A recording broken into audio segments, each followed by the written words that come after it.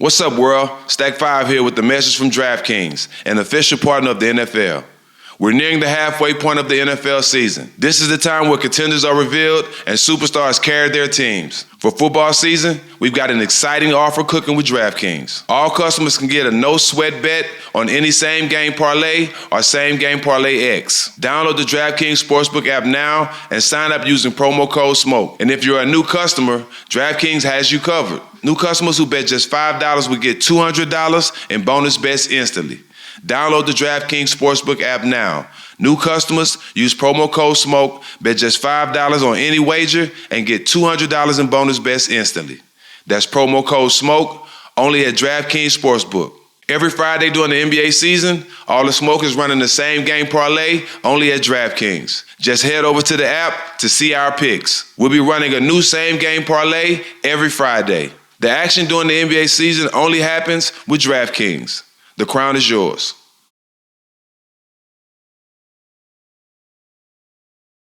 This episode of All the Smoke is sponsored by eBay Authenticity Guarantee.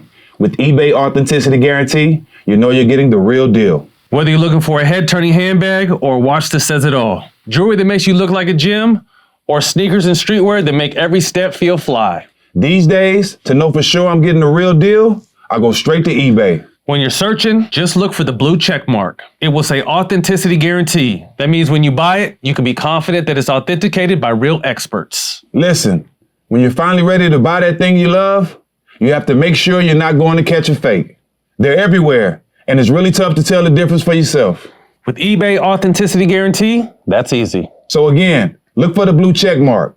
That way, when it hits your doorstep, not only do you know it's real, but that feeling you get when you put it on, it's also for real. Ensure your next purchase is the real deal. Visit ebay.com for terms.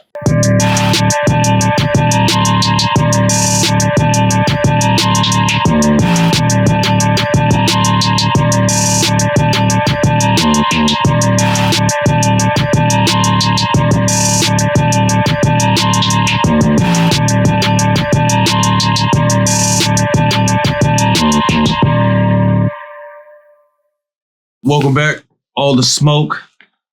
Jack, we got a good one today, man. Someone who's been a legend for a long time, man. Someone we grew up looking up to and got a chance to play against. One of the most name dropped on the show. Yeah, one of the greatest athletes I've ever seen. Welcome to the show, Schea Cotton. Appreciate you. Appreciate you, man. Long time coming. Bro.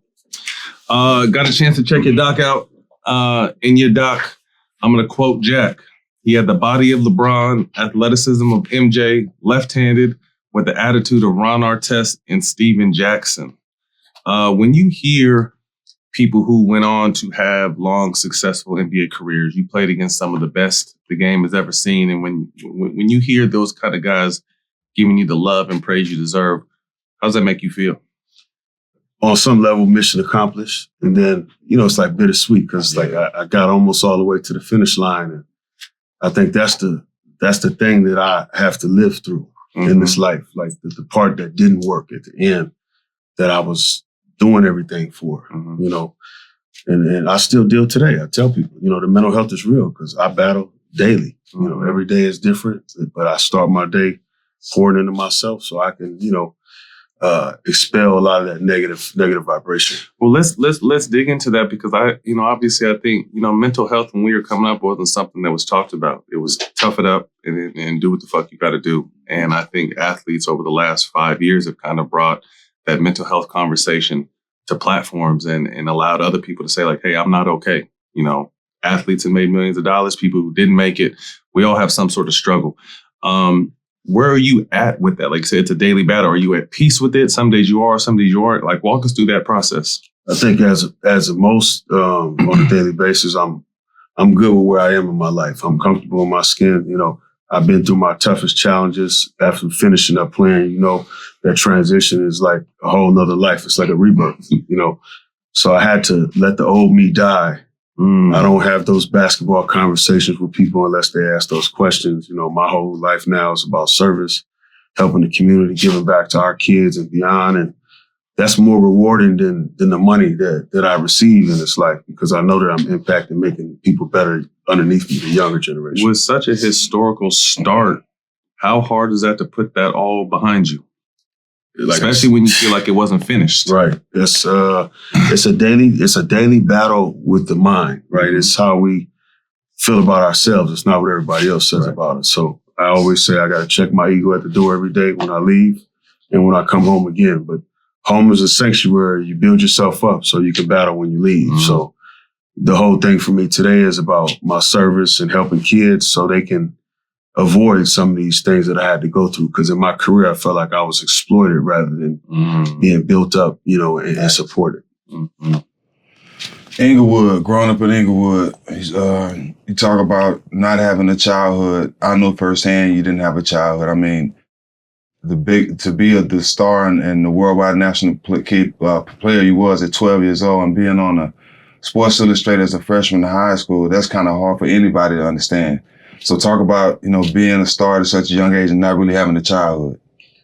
That's a great point. It was like basically a traveling rock band. I'm a rock star. My team was the rock group. Everywhere we went, we sold out games. 12, 13 years old, I was already known on ESPN, Scholastic Sports America, SSA, and Sunkist Kids. That was pre-social media era with all this stuff today. People got to realize that it's been diluted now because it's everywhere. Back then, it was only a few outlets, Street and Smith, ESPN, Student Sports Magazine, Cal High Sports, Parade Magazine. There was only a few platforms that we were aiming for. When I got to Sports Illustrated, it was like, I'm 15 years old. Where do I go from here? You know what I'm saying? And everybody else is grown-ups around me. And I'm a kid. My dad didn't hoop. My mom didn't hoop. It was just me and my brother. My uncles played football.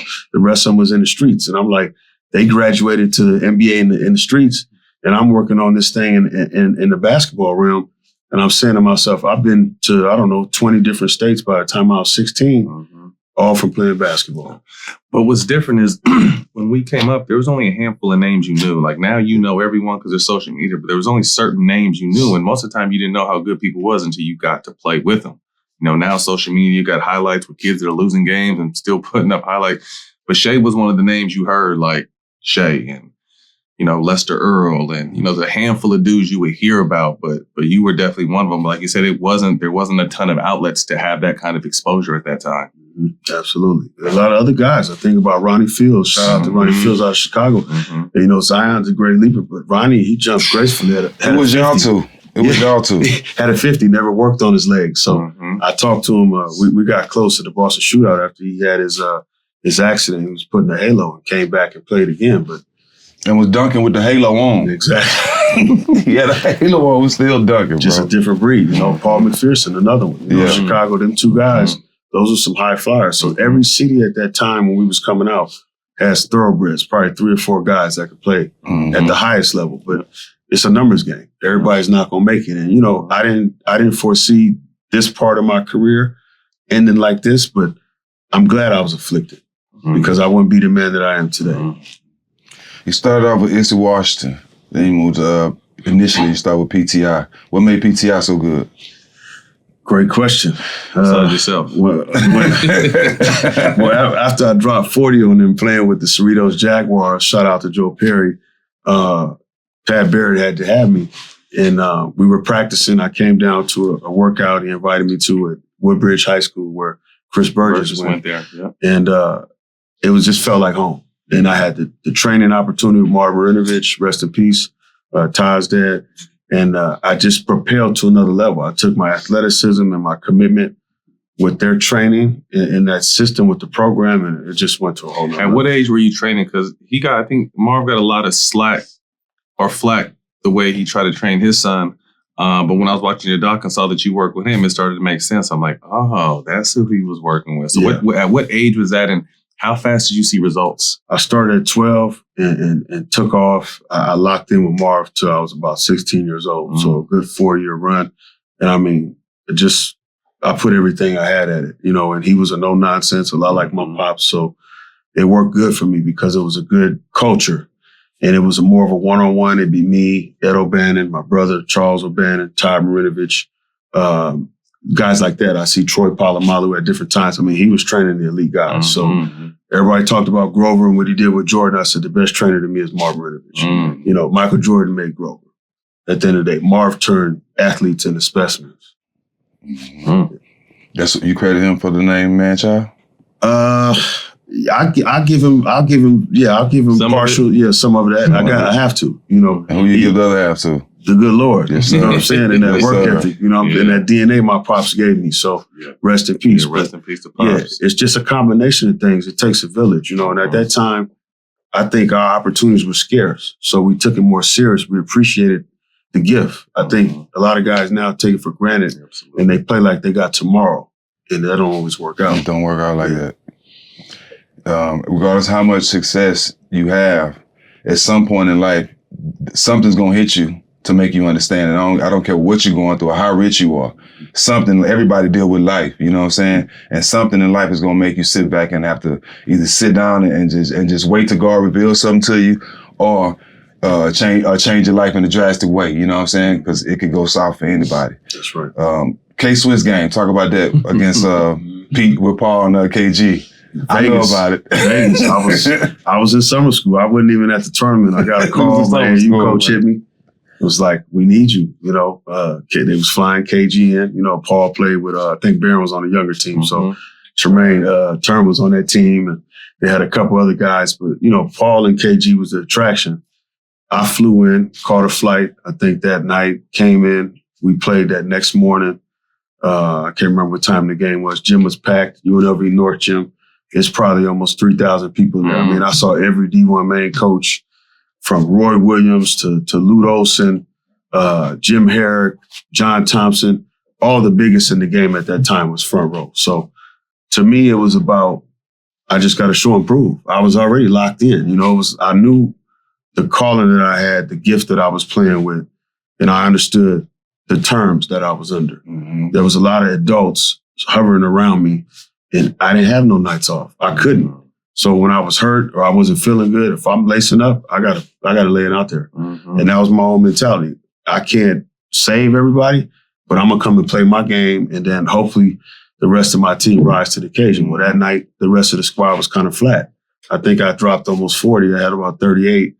So I felt like I did what I needed to do. If I would have got a little help, we probably would have won. I think we lost by like 8. But I mean, that night, I saw a guy play against my guy and do things to him that I hadn't seen nobody else do. And that's Kevin Garnett playing against our big. And I'm saying to myself, like, this dude is special too. You know, I mean, he's blocking hook shots and midair, you know, cuffing it, yelling at the wall. I'm like, and he loose too, you know what I'm saying? So it was one of those things. But, you know, shout out to Big Ticket. That competitive drive, that's what I miss more than anything. And that era, there's a golden era. I don't know if we'll ever see anything like that again. I think it was the last of the realness in basketball, where people laid it on the line. They was professionals, and we didn't make excuses. Yeah, you know, didn't run from it. Yeah. Dogs, it was dogs in every state. Yeah. What do you, we came up in the AAU scene together. What do you think of the AAU scene now? Very watered down. I think people are unrealistic. Parents live too much through their kids. Make it a job too early. Yeah, and they need to parent. Stop trying to be coach and parent. Let the coach do his thing. Just be a parent. Come support the kid. And if you haven't done where your kid's trying to go, then just be quiet and put somebody in place that has done it to help them and let them do their job. I think that's part of it. It's too much hovering over the kids. They're making them a commodity way too young, and they don't know what they're setting them up for, setting them up for failure. Everybody's not going to be able to rebound. Man, come on, man. I'm blessed to be here. I almost took my life, and it's real. People see me, they see me smiling, put a new fit on, get a cut, and they think I'm good, but I'm really dying inside. It's how we handle the hell. You know what I'm saying? That's when you know who you are. When everything falls apart around you, what are you doing then? You still showing up, coming early, staying late? That's what I'm about. You know, when the bottom's falling out, you still doing your thing? Or you point blame and making excuses? Right. You know. I got a Tupac quote on me that says, dying inside, but outside I'm looking fearless. And I think so many people live that way. Like you can't tell that I've been through hell because I'm still here. I'm standing here. I'm smiling. I'm doing my job. Also, I think another thing in AAU, because I'm coaching my kids now, is when we came up in AAU, it was only the best players. Now, if a kid doesn't play, his dad could start his own AAU program. And that's why there's the gold division, the bronze division, the silver division, the penny. Like there's so many different divisions so like you said, it's really, really, really watered down. And then these false expectations that every parent think their kid is going. And now every kid thinks they're going. So it's just like, it's a thin line between reality and truth when it comes to AAU now. And it's definitely unfortunate. They didn't know how. Well, today they don't know how to separate being cool off the court and on the court. It's like we was together off the court doing everything, but on the court we did not know each other. You know what I'm saying? And we understood it. It could be some disrespectful things said, some elbows or something, but on that court, that's all we knew. Right. Even though I fuck with you not finna embarrass me out here. I gotta get the best of you. You know what I'm saying? And we did that with passion, bro. You know what I'm saying? I think that's what's lost today. The competitive spirit, the attitude of it's me or nothing. You know what I'm saying? This I gotta take advantage of this opportunity. They are too spoiled and it's too many situations where if they don't work, it's okay. You still can make it. Just like in music. You don't have to make a dope album to get dope album money. You know what I'm saying? And that's just in basketball. You don't have to work hard to be that player. You can just have 10 great highlights on social media. Now you're one of the best players in the country. Right. You know what I'm saying? So I hate that aspect of it now. Yeah. The work part, the actual grind part, the really come from it part is not respected no more. Yeah, and they don't show you that. They only want to show you the beginning and the end. People don't show the process.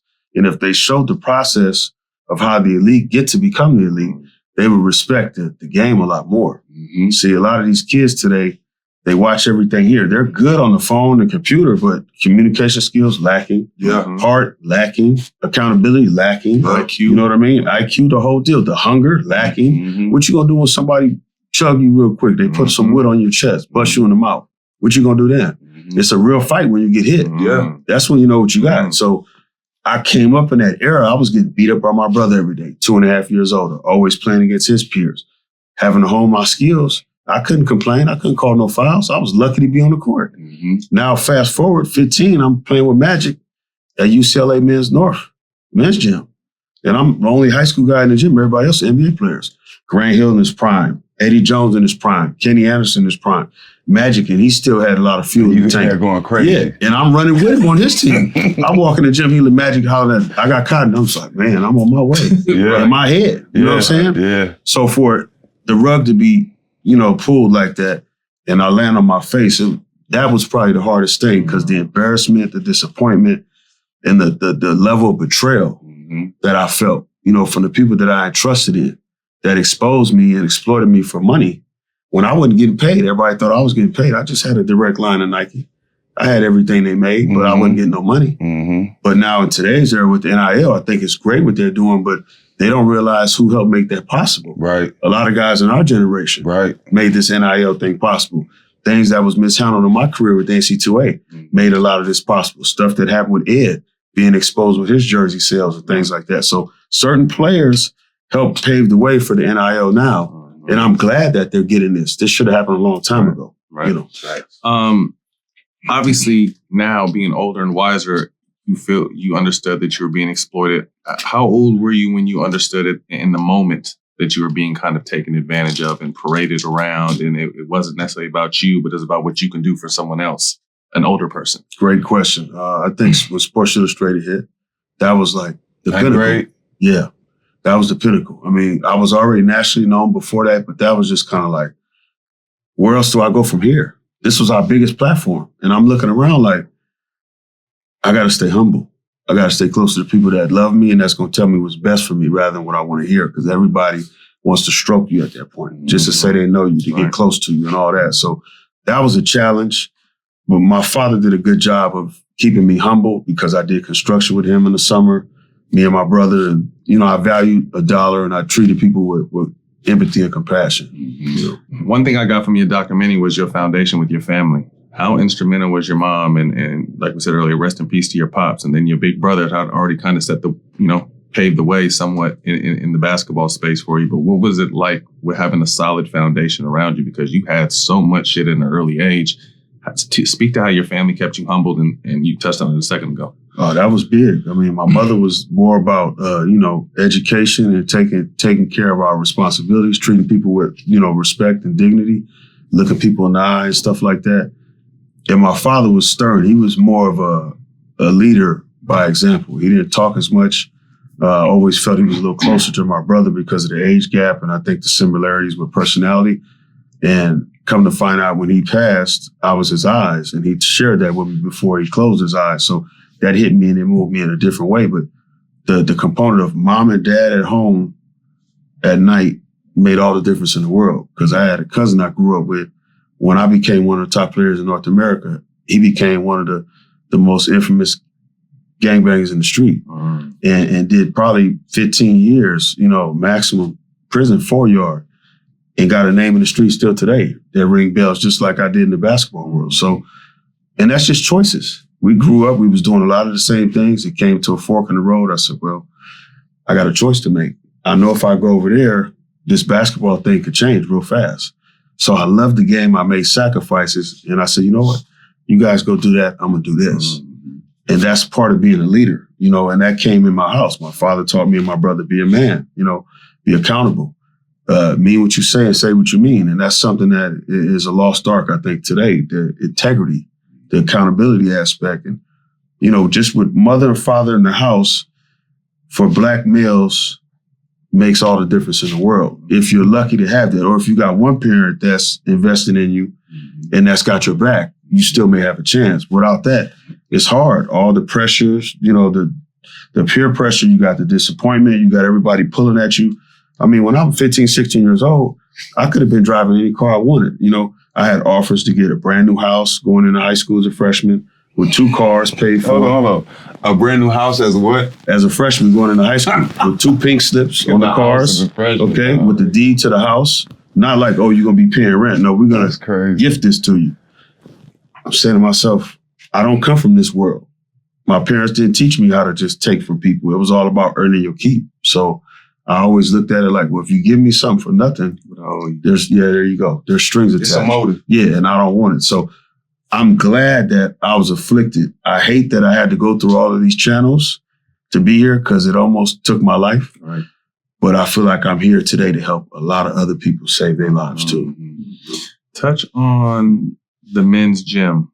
We're actually doing a doc on the men's gym, the UCLA men's gym, but you're coming in there at 15 years old, running with Magic, Penny, Hakeem, the who's who used to come to LA in the summertime and run. But as a young teenager, what were some of those games like, and how did you stand? How did you fare against those guys? Man, I used to look forward to it. I mean, I didn't care how much I had to train, work out. I couldn't wait to hoop. I knew it was going to be a test every time we got there. It'd be a different NBA guy that I'm going to be facing in my position. I mean, you talk Eddie Jones in his prime with the Lake Show, with Magic, Sedell Threatt, that whole team, Nick Van Exel, Eldon Campbell on that squad. And then you had like Grant Hill in his prime before he had the knee injuries. Kenny Anderson, he was still playing at a high level. I'm facing all these guys. And I'm like, I can remember running the wing. I think Magic had the rock in the middle. He kicked it up to me. It was me and Grant Hill in a foot race. And I was closing in from the left side. And I think he thought I was going to lay it up. So he tried to like swipe it. He tried to run by me and cut me off and swipe it low. I just wrapped it, went around his body and dunked that thing and kind of looked at him. You know what I'm saying? Like, yeah.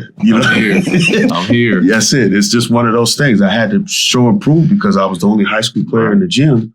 Everybody else is NBA guys, and I'm playing with Magic. But you're speaking high school, like you're a young high school, like you're 15 years old. Right. You know what I mean? Like we played a 16-year-old 8th grader this year in AAU. You know what I mean? You're a 15-year-old freshman playing against grown ass. He looked NBA 22 stars, though. He looked right? 22, 3. Yeah, You know what I mean? He looked 15. In all actuality, he's a baby though. Yeah, he was you know a baby. what I mean? You're really a baby in the grand scheme of things, and to get out to really do your thing. It was crazy. You ever get a chance to work with any of those guys outside of the men's gym? Any pros that you worked with coming up? Or I was did it a more little just your cup own of thing? coffee with KD a little bit early. With KG? Yeah, KD. Durant, he came out and worked with him a little bit behind the scenes. But Harrison Barnes a little bit. Mm-hmm. A lot of college guys behind the scenes, at all different levels. And handpicked high school players. Because I don't like dealing with all the guys because the energy, if it's not right, and if your mind is up here, I'm not even going to waste my time because in my mind, like, you have no idea what it was like when I was playing. It would happen. and how humbling it can become. So you can be here and they build you up to do what? To tear you down. Mm-hmm. So stay in the middle. You can kill. That part. Summer '95, you play against Kobe. What was that like? What was that game like? Man, rest in peace, first and foremost. NBA Players Camp, Princeton, New Jersey. One of the first they did. An NBPA Top 100. Heard a lot about him going into the camp. I was already nationally known. Kobe was rising at that time. I think he was a junior that summer. Yeah. And we really went at it. We had a meeting that night before in the mess hall. Everybody sat down and ate in the cafeteria. And, everybody's kind of sharing stories. And we started jawing back and forth. The East-West thing, it was at a high tension with Biggie and Pac. So Kobe was feeling good. Had some choice words for me, you know what I'm saying? And, the pit bull that I am, I'll be right back. And, I don't want to get into all that part of it, but we really got after it. When we played each other, in my head, I was like, he's the one that's standing in front of me right now.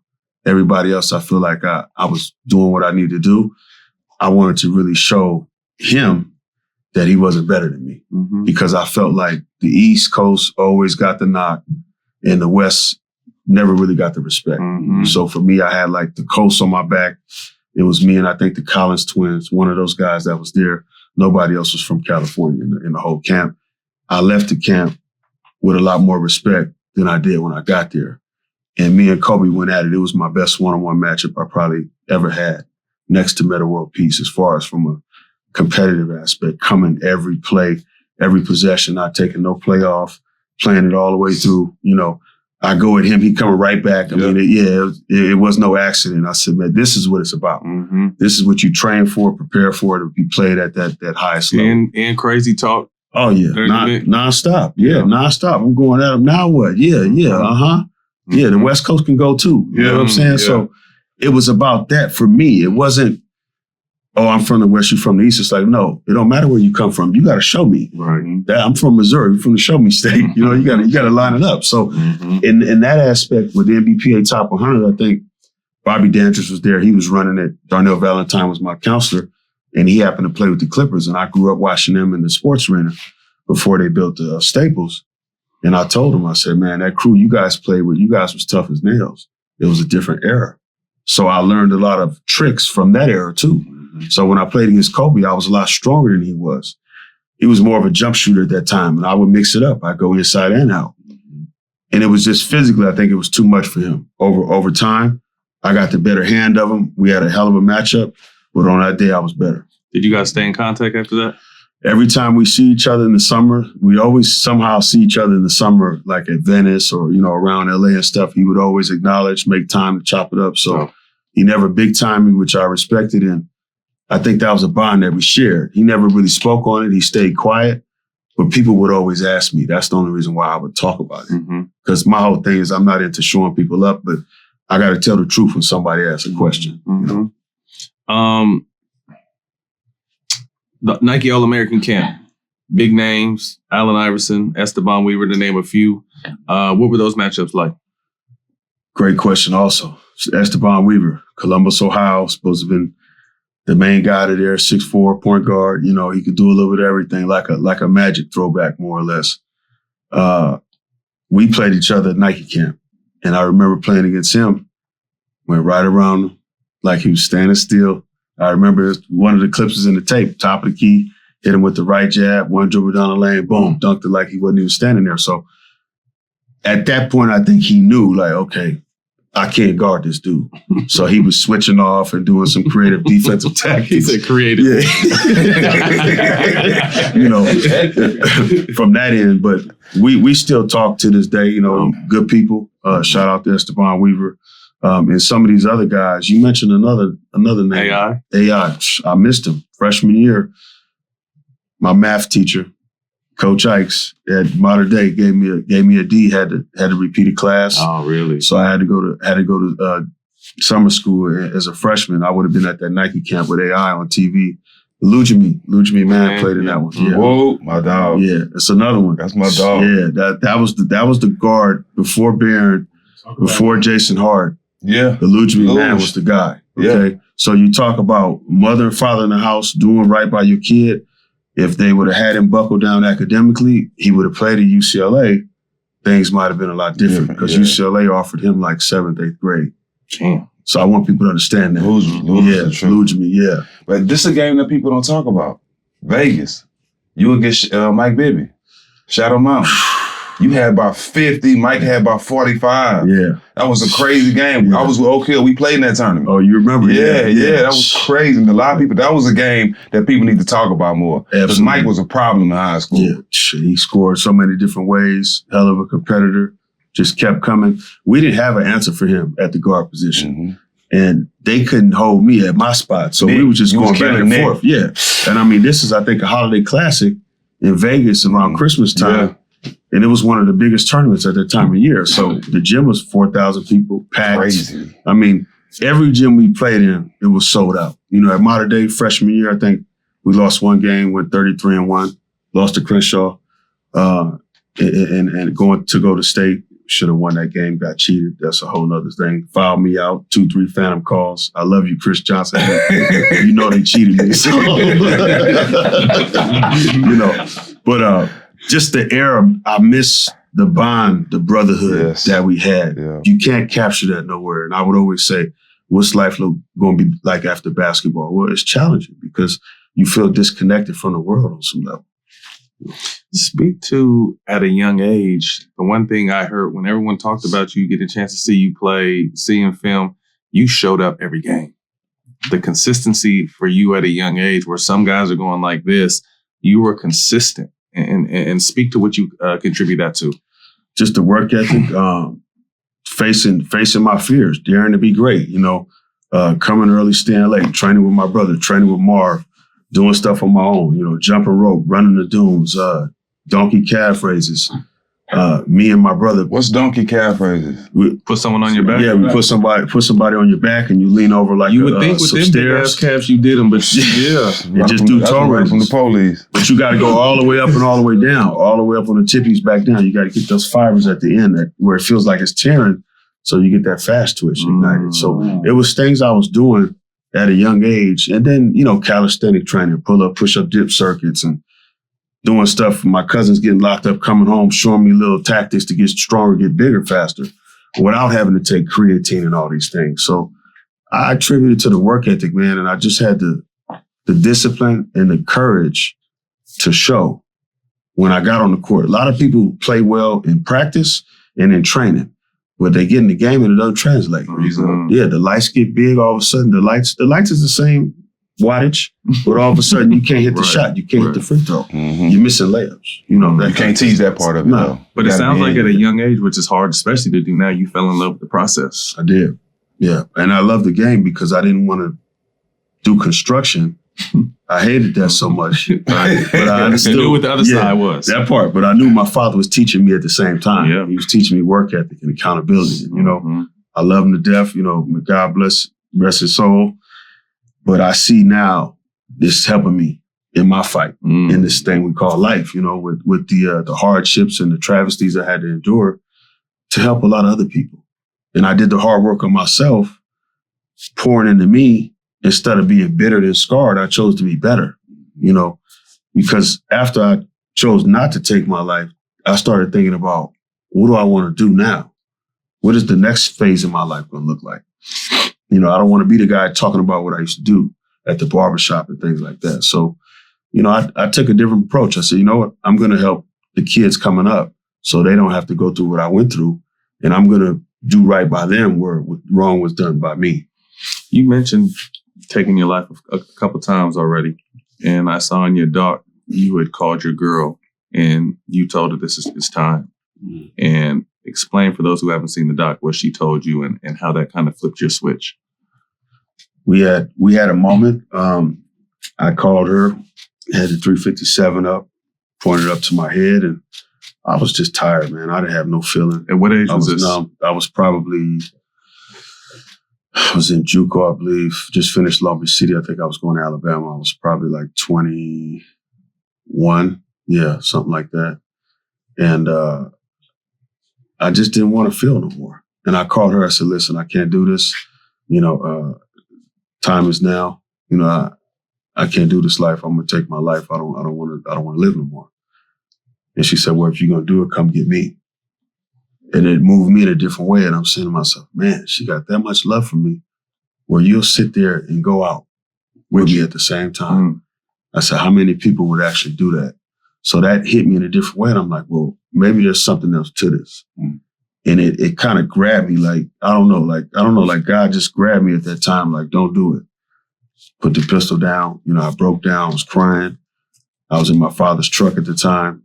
And then I wound up driving back to the house and I just sat in the front for some time. Nobody knew.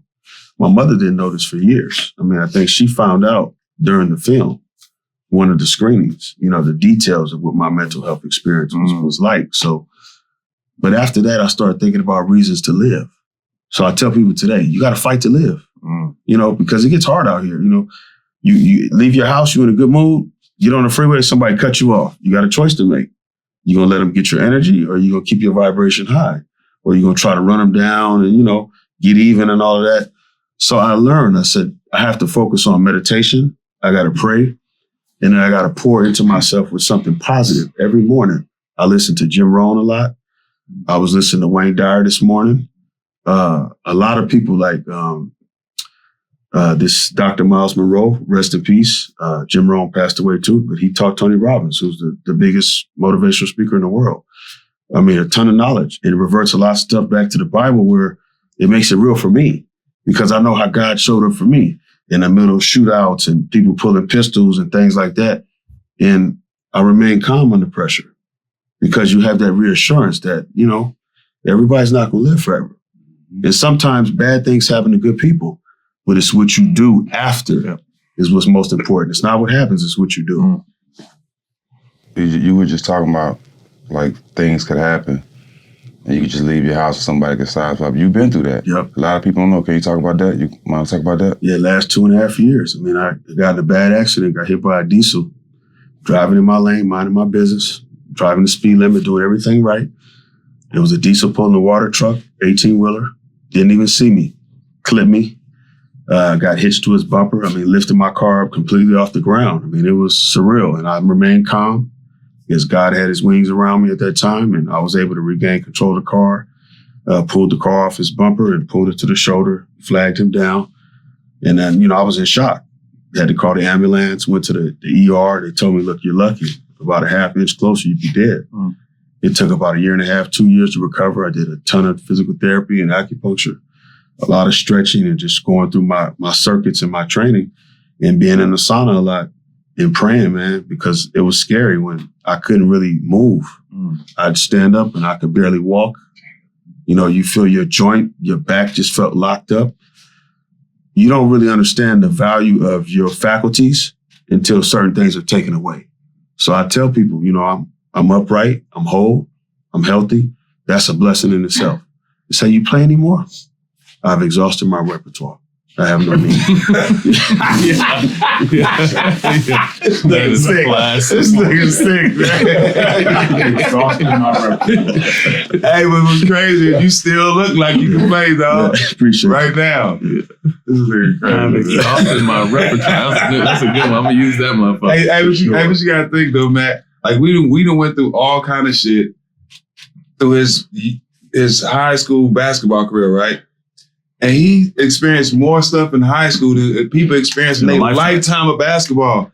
And we talking here at 21, he's dealing with so much pressure at 21. He want to take his life from basketball. Crazy. That's why I say there's nobody that I ever knew that went through so much or was bigger in high school than this guy, dog. Because nobody else was on the cover of the Sports Illustrated as a freshman. Name somebody else. Right. So that just boggled my mind, dog. When we got through all that. And you talking about taking your own life, but you was just 21. Yeah. That's crazy. All the stuff you had been through in that short time. Yeah, the pain, you know, I mean, we're competitors. So you want to see a result. You want to see a return on your investment. And when you don't get the return that you thought you was looking at, now it's like, okay, well, somebody got to pay. So how do you channel that frustration, that energy? You know, there was an anger there. There was a rage inside of me for years. And I had to deal with that. You know, nobody else could help me. No woman could help me through that. My parents couldn't help me through that. My brother, I said, man, this is tough. I got to a point in my life where I don't know what to do. And everybody was looking at me like I had all the answers. And finally, I got to a point, that breaking point where I could go this way completely or I could just surrender. So I chose to surrender, gave my life to the Lord probably 20 years ago, wholeheartedly, never looked back since. And my road has been more challenging, but it's worth it. And that's what I stand on. College, you initially was trying to go to school with your brother at Long Beach State. Shout out James. That's the homie too. Ended up, like you said, at Alabama. How all that happened? You supposed to go to UCLA. Like, talk about that road to trying to get in school. Great question. Started at Long Beach State, my brother. We had some financial hardships at home. So my brother found out that he'd be mid-late first-round pick, ideally, if he was to come out. So we had a meeting. He had an agreement and said, you know, he wanted to turn pro to help the family and achieve his dream, which he did. And I revisited my commitment at the time to Long Beach State. I felt like I could go bigger, and I knew my talent deemed that opportunity. And I always wanted to play at UCLA. I felt like it was the West Coast, North Carolina, so it was an easy one for me. And they were open arms, you know. So when that happened, Barron and Earl and everybody had already committed and signed, so I was like the last one. So I was excited because I felt like we had a good team and we was Final Four bound a year. And everything was all good. Went to UCLA, enrolled in freshman FSP, we doing workouts, getting ready for the quarter system. We go through our classes, getting my last grades. One of my proctors came and handed me a newspaper. NCAA validates Cotton's SAT score. Out the blue. You invalidated a score that was okay for Long Beach State, but wasn't okay for UCLA. You tell me what happened. And everybody looked at me like I was dumb, like I did something that I wasn't supposed to be doing. Oh, that's good for him. See, that's what he gets. Like I said, you build him up to do what? To tear him down. They praise you for a little while, but as long as you don't succeed for too long, the hate gonna come. So it's how you deal with it, right? So at that point, it was kind of like, something ain't right. Why does everybody else get to stay and I got to leave? So I went from UCLA to, you know, evaluating all my options. And I said, well, I didn't really want to go to JUCO. I always would look down on that. You know, why would I have to go to JUCO when I'm good enough to play D1? So I looked at the prep schools, went back east, looked at a few schools, settled on St. Thomas More. They had a rich tradition, you know, Devonair Dees, Ed Cota, Aju Ding, one of my teammates played there. Andre Drummond played in the NBA as well. And a bunch of other guys that played at a high level D1. So I don't want to cut you off, but you didn't cheat on your SAT. Not at all. Explain what happened. My guidance counselor, Ms. Goodman, rest in peace, Vicki Goodman, sat in on my test. She proctored it. We were in like a guidance counseling room, and it was just me and her. She sat directly across the table. I'm at one end, she's at the other. And just sat there. I had larger print. You were given a little bit more time for my test. That was all it was. Yeah, because I was diagnosed with ADD. Didn't realize that till I was in high school. And they just made an adjustment for me because I would freeze up when it came to test taking when I had a time limit. So they made some adjustments. I was able to take the test. I passed the test on my third time, I believe. And it was like I cheated. And I'm saying to myself, how's that possible? I got my guidance counselor here. All by myself. Yeah, all by myself. And she spoke to it in the film. But the problem is my name had been slandered in the media for so long, everybody just believed it. Automatically believed it. Yeah. And this film came out way later. So the information now is like new. Yeah. All right, I didn't mean to cut you off. I just wanted to make it because I it was some bullshit. You know what I mean? And I don't want people to think, oh, he really did cheat. Now, like, nah, he didn't. Yeah. They just try to fuck him over. Yeah. I'm the fall guy. I mean, somebody had to be the one to set the example. I wasn't taking the money. See, if you take the money, now I have leverage to get you into this space over here. But I was the biggest thing and nobody owned me. I wasn't under nobody else. It was like my family was running the show. My pops was the one. So, and nobody was going to go against that. So it was kind of like, well, that's a threat. And you black in America and you got all this power and you're not even in the NBA yet. How are we going to control him? It's bigger than basketball. I was Prop 48 too, so I know what you was going through. I had the same situation, but I just didn't pass. I should have asked that motherfucker some questions. He's sitting there the whole time. I'm just looking at him like, bro, you ain't gonna help. So I don't say nothing because I really don't want to blow his cover or mine. Right. So I just abracadabra that motherfucker all the way through. Thought I was gonna do it, but didn't work out. Yeah, so I feel him. That Prop 48 some bullshit. It affected a lot of black athletes, dog, young black basketball players coming up in our time. Yep. You know what I'm saying? Because the test is already culturally biased. Absolutely. A lot of that shit, I guarantee you, 80% is on that test has nothing to do with a nigga being successful right now. You know what I'm saying? So how you expect me to know that shit when I'm really in the game and I'm in the middle of it? Explain what it is. Kind of shit is that? What is Prop 48, for those who don't know? Prop 48 is somebody that doesn't pass a test and you have to go a different route. You're not able to enter that university that you're trying to attend as a student athlete. So you got to sit out and get your academics in order to have the opportunity. In any way possible. In any way possible. Ideally go to junior college or prep and then try to retake the test, which they had me doing at St. Thomas More. I retook a test I already passed. I'm like, this is the dumbest stuff in history right here. So I had already been ran through the mud. And I'm like, how is one supposed to feel when you've done everything in your power to be in a position to succeed? And done it the right way. Right. And it's just robbed from you. It's taken from you. So that's what I want people to understand, that I survived that.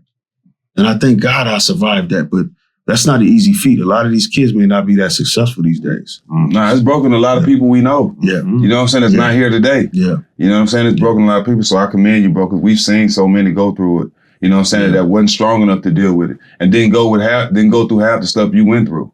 You know what I mean? Yeah. So you land in Alabama with a ton of promises and they put you at the power forward. Talk to us about that experience. It was all good when I was playing the 3. Preseason, they couldn't hold me. You know, played Arizona, University of Delaware, the Arizona tournament. I can remember it like it was yesterday. I had 38 against them. It was easy too. I'm like, man, this gonna be fun this season, you know. And the SEC conference started, and our big fella Jeremy Hayes went down, tore his knee up. Had a meeting with the coach. He said, look, you know, you got college experience. You're the only one that could really play the 4 position out of our guys. And it's either play out of position or don't play at all. So that was an easy one. And that hit me like a ton of bricks. You know what I'm saying? Like I said, damn, I fought 2 years for this reality. And you told me that I had a point guard that was going to put the ball in my hands. And then you isolate me at the 4, don't run no place for me, and I still become all SEC second team. People don't understand what that's like. And you're the guy. You're not just a spoke on a wheel. You're doing this to me. Then it became like my ego then, like, how dare you take me away from my home, lie to me and my parents, get me out here, then you do this to me.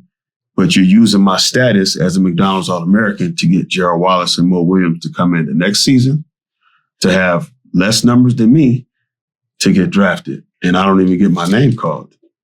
So the handwriting was on the wall for me. When I saw myself being played out of position, I said, I got to get out of here. I knew then. I said, after this season, I got to go. Wherever I'm going, I got to go somewhere. And I'm going to get some money. I'm not doing this no more. It was 3 years, okay? It was like a big waste of time. And I'm saying to myself, if I would have known what I know now, as a basketball mind, as a business mind, I would have probably never went to college. But I had to go through that to be right where I'm at today. So I can't change anything, even if I wanted to. Right. You know, that's the $1 million question. What would you change? Mm-hmm. I wouldn't change anything because I would be a different person. I may not even be here. Right. You know, right. Some other things that happen in the midst of that, but you get to the 1999 draft. You're told by a few teams that anywhere from end of the lottery to end of the first round. Elaborate on that experience for you. I guess I didn't have a big enough agent. They had some of the most European players come out in that draft that I had seen. Igor Rakocevic got drafted to the Minnesota Timberwolves. I thought they was going to pick me. There was a lot of interest there. What pick was that, 11? I believe so. Yeah, it was still like right in that top 15 range. They told me I'd be somewhere from 15 to maybe 25 or 30. I said, all right, cool. This is first round guaranteed money. Me and my brother went to Legends, which is a famous sports bar in Long Beach for the Buffalo Wings. And we did that, came back. I had my trainer there, AD, my agent, Steve Kaufman, and my mother, father, and I think my brother. That was that was one of my lowest points probably. You know, next to almost taking my life and my father passing.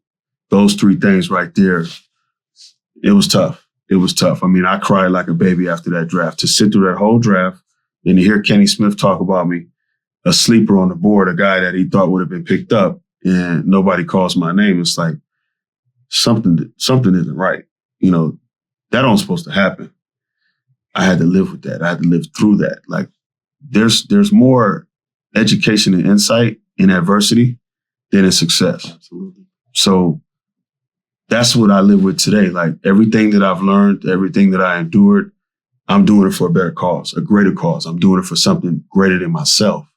And that releases the pain. That releases anguish and anything else, you know, and that's a blessing for me right there to be able to impact people today and have platforms like this, you know. Tell your story.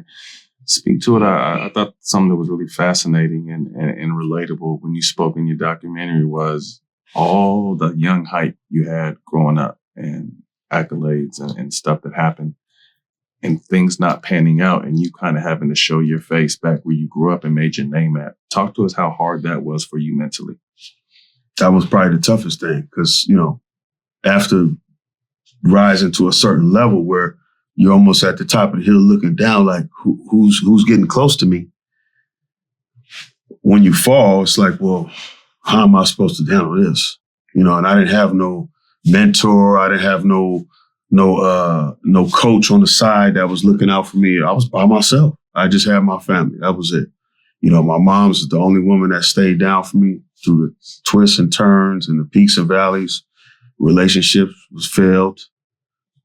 Friendships, you know, burying my homie at 15, him getting murdered changed my life forever. I'm saying to myself, them bullets wasn't even for him, but he was in the wrong room at the wrong time. So choices in life, you know, so I got a chance to see coming full circle, showing your face where you make your name, where you lay your head. People can respect that because I shook hands and kissed babies when I was on top and when I fell. I didn't make difference because it wasn't working out. And I think that's what people in this city respect, that know me, respect more than anything because they know I never change, no matter what the cause. You know? Thought of the state of the NBA today. It's entertainment. Yeah, it's not really sport anymore. I think they've transcended it to a different space. They've adapted the European style into the NBA game. It's very technical. I liked it better when it was a little bit more physical and just more up close and personal. I felt like the fanfare was different.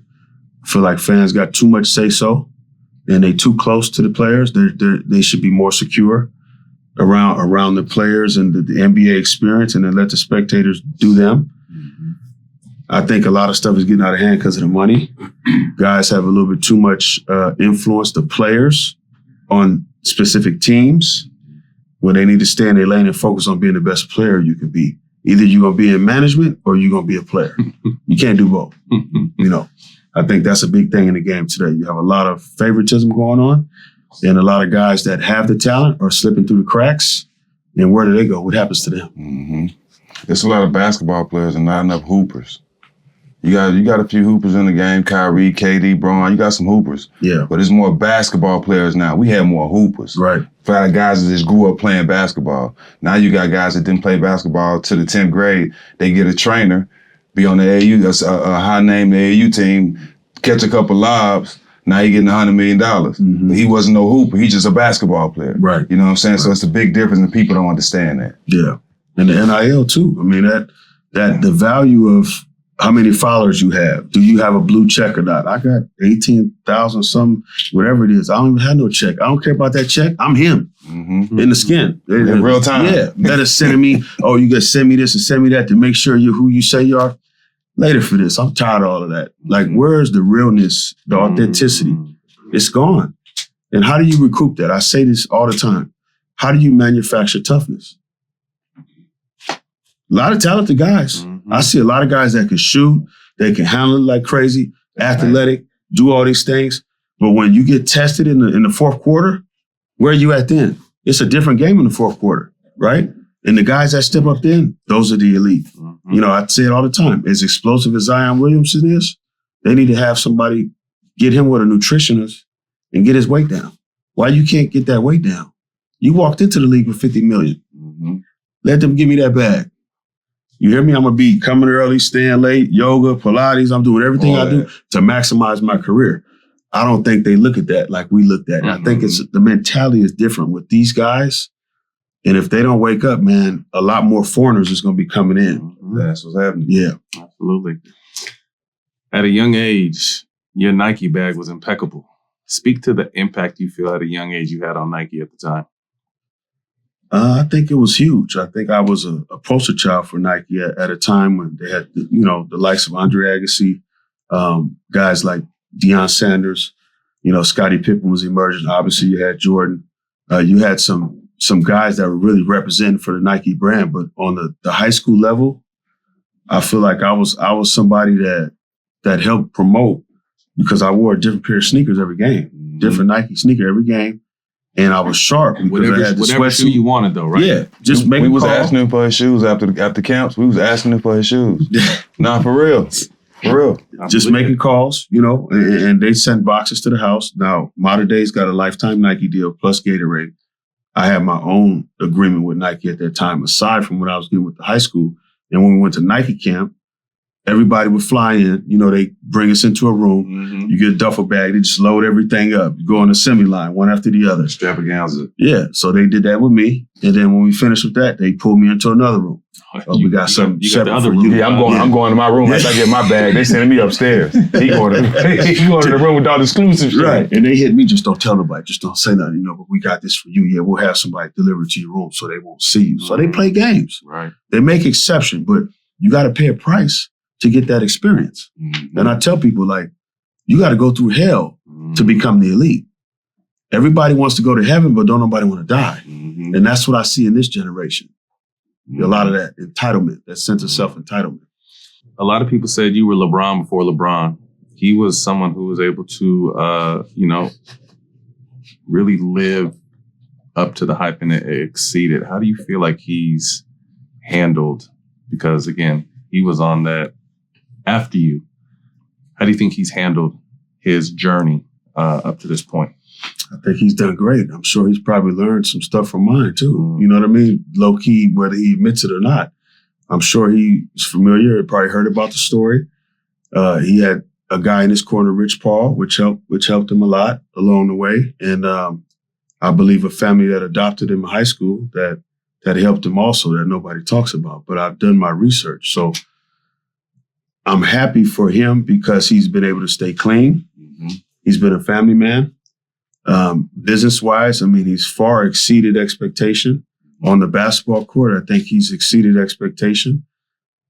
But it's not really LeBron for LeBron. It's the one and only man child. Yeah, that's it. Child. Schea Cotton. That's it. Yeah. That doesn't do anything for me to hear that LeBron for LeBron. He's not doing anything to help my cause. So what good is that? Right. And you're in LA. Right. Where I made my name, where I'm from. Right. So that all that is weird to me. Yeah. Right? I can dig it. Yeah. So for me, it's like the stroke is not what I'm looking for. I'm looking for the community right now. Mm-hmm. Where's the support? Where's the financial commitment to our mission? You know what I mean? Like donations and things like that to our foundation. That's what I'm about. I'm after testimonies with my kids. That's what I really want. It's not about the money. It's about legacy. I want people to talk about me and how I helped them become somebody in this world in the time that we spent. That's what I'm after. The testimony is more important because you can't buy that. One of your dad's final words in the doc was, it would only be fitting, and I'm paraphrasing, it would only be fitting if you were the one that's going to deliver the next great player out of California. When you saw that, what did that mean to you? It's heavy, man. I think about that every day. So well, I'm still looking. I'm still searching. I got a young pup. He's in training. He's like a Cane Corso puppy right now. But we get him together, get him up to speed. He gonna be a problem. He Apollo Creed's bloodline. Okay. Carl Weathers, the real. Yeah. So you just never know, man. You throw enough shit against the wall, some of it is gonna stick, and that's my mentality with all this. But in this era, it's a little bit more challenging because some people feel like I'm outdated. But in my head, I'm spot on because the game's still the same. And the stuff that I teach the player, I know it works because I did it. Right? It's timeless. The knowledge is timeless. Absolutely. And they look at it as, if you don't have a facility and fancy equipment, and a big name guy behind You you, don't need all that shit. there's no value there, right? That's this era. Everybody could have that and still not make it. Right. Shit don't mean nothing. Who is Schea Cotton outside of basketball? Man, a loyal servant, somebody that'll take his shirt off his back for you. That's going to do whatever you got to do to help make the community better, to rise up the youth and teach them how to do it the right way. Somebody that's going to continue to set the bar in his own way. You know, I'm a do it or die. That's my mentality. And, you know, like I said, it's about legacy for me now. That's what I'm chasing, them testimonies. It's not about, this is great, but I've been in darkness for a long time. So the cameras don't really do nothing for me either. I know there's a time for everything, you know, and this has to happen because people need to know that I got here and it took a price to get here. You know, it took a major price. And if you're willing to pay it, then you're going to be successful in life. Everybody's not going to play basketball. Mm-hmm. Some people are lawyers, doctors, whatever. But whatever you do, you have to focus on your process. You know, I tell people all the time, there's no elevator to success. You got to take the stairs. Speak to your program that you're working with the youth right now and what you guys do in the community. The foundation, nonprofit 501c3 is called Academy of Ideas. We basically service the greater LA County area, with the epicenter being Long Beach. We partnered with the LBUSD, Long Beach Unified School District, this year, and we have a program running right now. Currently, I'm wearing the T-shirt, the clinic. It's every Monday and Friday. We actually have a session tonight. It runs for about an hour and a half. We do an hour of basketball and 30 minutes of mental health. So it's powerful because I give the kids a voice. I created this thing called a circle of trust, and we put chairs in a circle around the half court, and everybody sits there, and I sit right in the middle of them, and they get to write one question, and it remains anonymous. We put it in a barrel, and I shake it up, and we go through them one at a time and remain anonymous. And we just dig into a lot of stuff when I talk about life, not just sport, how you're dealing with academics, you know, what does home life look like? What are some of the peer pressures you're dealing with? I mean, we're just peeling layers back little by little. So the parents seem to love it and the kids seem to become more well-rounded. So we're excited. We're just building. That's beautiful. Make sure we get all that information because we want to make a donation on behalf of All the Smoke. Absolutely. To your commitment and your movement. And if you need us, we there. Just let us know. So talk about the doc too and what you're doing with the doc. You're going to resurface the doc. Yeah. So we're looking at doing some things with the documentary. I mean, at this point, we're still in a contract with 1091 Media out of New York City. So that's going to be finishing up pretty soon. We're looking to get it, wrap it up, and get it out, you know, on a large level, because there's a lot of people that don't know about me, that hasn't really heard the story because of lack of marketing, because we was released during COVID. So that hurt a lot of our push because everything shut down. But I think the timing now couldn't be better, you know, with the work being done. So the film is one engine. Then I got the speaking engagements that I do also. So typically we have a Schea Cotton experience. I show the film, and then we do a Q&A for about an hour, 45 minutes after, and they can ask any question. And it is so powerful because you got the subject of the film right in front of you, and you've already been moved. Some people move to tears or anger or whatever, right? And they want to voice that. So we tap into that right after, and it's powerful. So anybody looking to get that experience, they can tap in with us as well. So yeah, once you get it free, let us know. We can definitely help you line that up. Absolutely. All right, man. Well, we appreciate your time. You know, we can't say enough about your journey, learning more about your journey, and how you came out on the other side. You know, a lot of people that have been through shit you've been through aren't here no more. And the fact that you're a speaking testament that, you know, you've been able to make it through the journey and continue to show love and build others up and pour into that next generation, man, really says a lot about your character and the way you were raised, man. So we just want to make sure you know that you're loved, respected, and appreciated. And you always got a home here, bro. Appreciate y'all. No doubt. Yeah, absolutely. All right, quick hitters. First thing to come to mind, let us know. MJ, Kobe, Bron, rank them. MJ 1, Kobe 2, Bron 3. Am I missing something? Nah. Same shit we say. Same shit we say. That's him. Top 5 LA born hoopers of all time. Okay.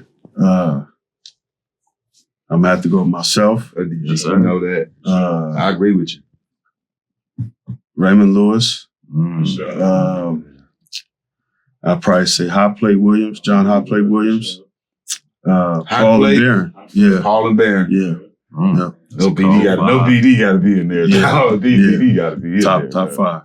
One album you can listen to on repeat. Man, that's a good question. It's either Pac or Big. I mean, I listen to both of them probably equal. Can't go wrong. Yeah. 1 second before I go to my next question. How did he get the nickname Hot Plate? That boy could eat. I had to ask that question, dog.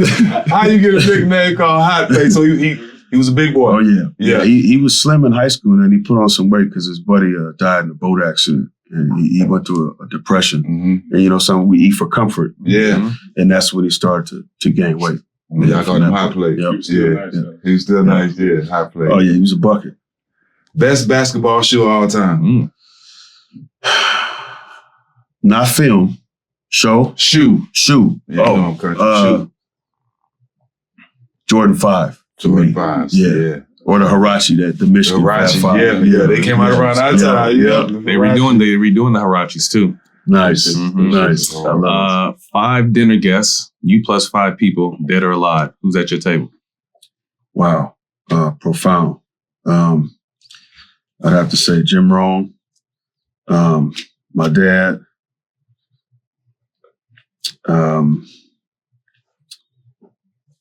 I'd probably like to meet Mahatma Gandhi. Oh, man, you got some good ones. Let me see. Dr. Miles Monroe.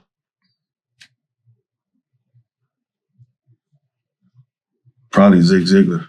Zig. Yeah. Zig. The first time hearing Zig. Yeah, first time hearing a couple of them people. If you could see somebody on our show, who would it be? But you have to help us get them on the show. Oh, somebody that hasn't been on the show. Mm-hmm. Whoever you want to see on the show, Okay. you have to help us get them on the show, though. I want to see Ronnie on the show. Ronnie Fields. Ooh, Yeah. Ronnie Fields. Oh, yeah. You know, that's my guy. Yeah. Yeah. I like that. Yes, sir. That's a good call, too. Schea Cotton. You can catch this on Showtime Basketball YouTube and the iHeart platform Black Effects. See y'all next week.